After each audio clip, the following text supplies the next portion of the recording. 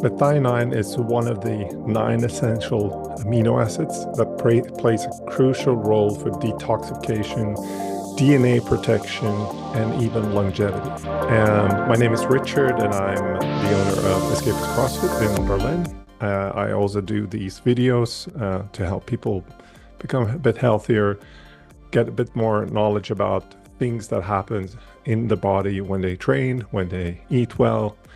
And this is part 4 in our episode about, this is part 5 in our episode about the essential amino acids. And yeah, it's about methionine, which is one of those 9 essential amino acids. If you haven't seen, there are other episodes about this topic, so you can educate yourself a bit.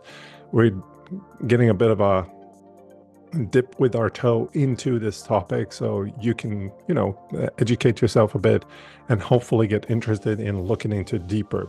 And share it with someone if you think it's valuable.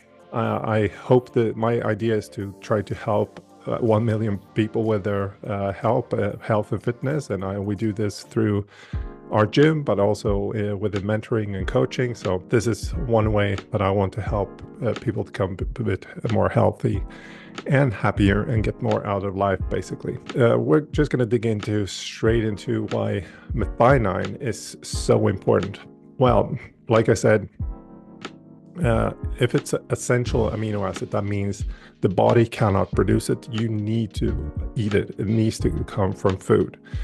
And it's also a precursor to a lot of other molecules in the body.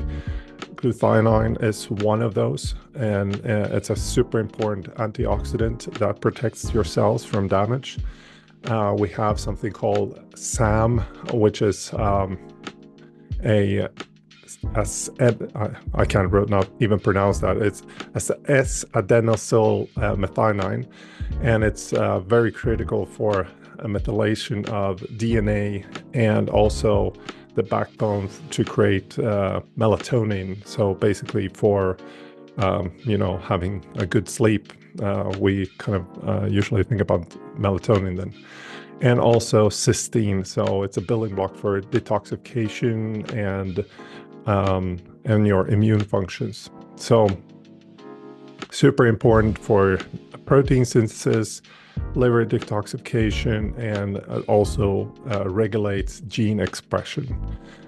So we're going to look into a couple of studies. The first one we're going to look into is a study from the Journal of Hepatology.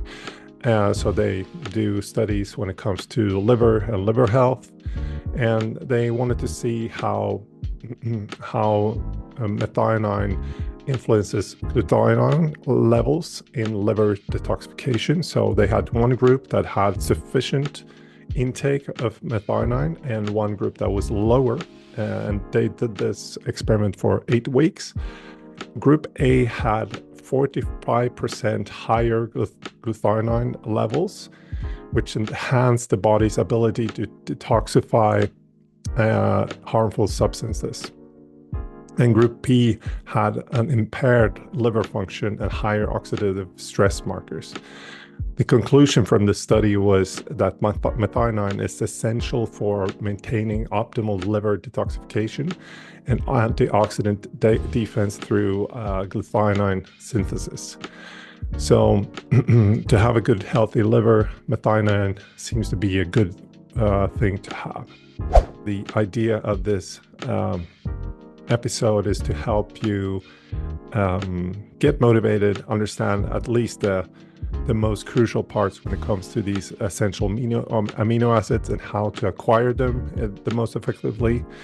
So at the end of this episode, I will also go through a pretty cool study, so hang on to that.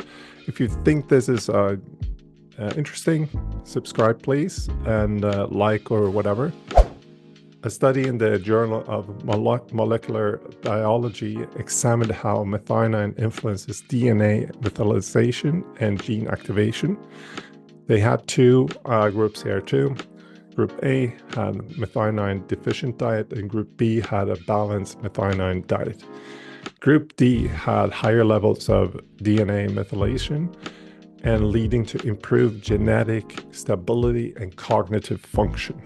Group A showed higher homocysteine levels, which are linked to cognitive decline and heart disease. The conclusion from this study was that methionine plays a critical role in maintaining DNA integrity and regulating gene expression through methylation. A few Romas later.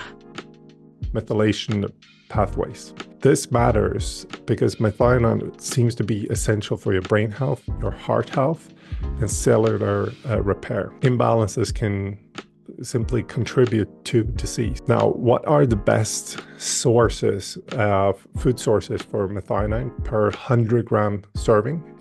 And we have two categories, like which I usually have in these videos.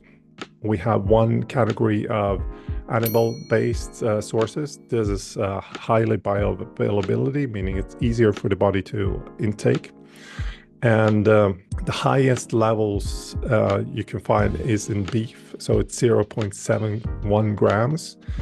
And the second highest is chicken breast, 0.68 grams. And salmon is 0.62.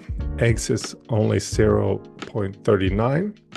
But if we look into the plant-based sources, like the highest we can find there is soybeans, which has 0.27. It has lowered bioavailability, so we could probably deduct about 30%, meaning we have about 200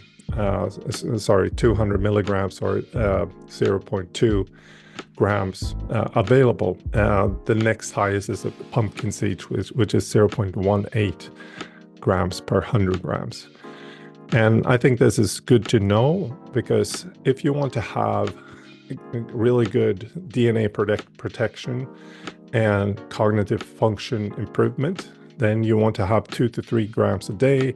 Obviously, this is based on somebody who is, regular size. And somebody my size, I'm a bit taller. I'm like 193 centimeters. That's 6.3 feet or something like that.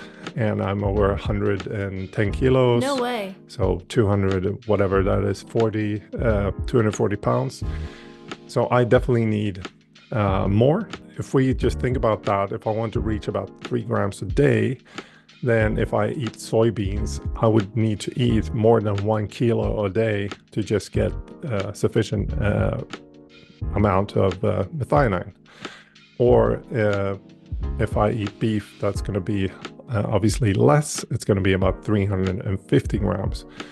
So that makes a difference when it comes to the amount of food and also how much calories I'm going to consume. All right. Last study we're going to look into is from the Journal of Psychiatry and Neuroscience, and they examined methionine role in neurotransmitter balance and mental health. And the study had two groups. We have Group A, they took 2 grams of methionine daily for 6 weeks, and the Group B had a placebo. The results were that serotonin levels and dopamine levels increased in Group A. So they improved their mood stability and so on. They also had 21% lower depression scores and lower homocysteine scores also. So they reduced the cognitive decline risk. And the conclusion was that methionine supports neurotransmitter production, reducing symptoms of depression and cognitive dysfunction. And I think this is so important to know that if people are depressed or they have problems, it might actually be a chemical imbalance problem that can be mitigated by just having the right type of food or eating enough of the right food and getting enough of the essential amino acids, which are essential because we need them to survive. Okay, I hope that you like this episode. You can check the previous episode if you haven't, because that also has a couple of pretty cool studies. If you're interested in anything when it comes to nutrition, training, or whatever, feel free to reach out. I'm happy to hear from you. Yeah, follow me on Instagram and so on, and happy to get to know you. See you next time, and bye-bye.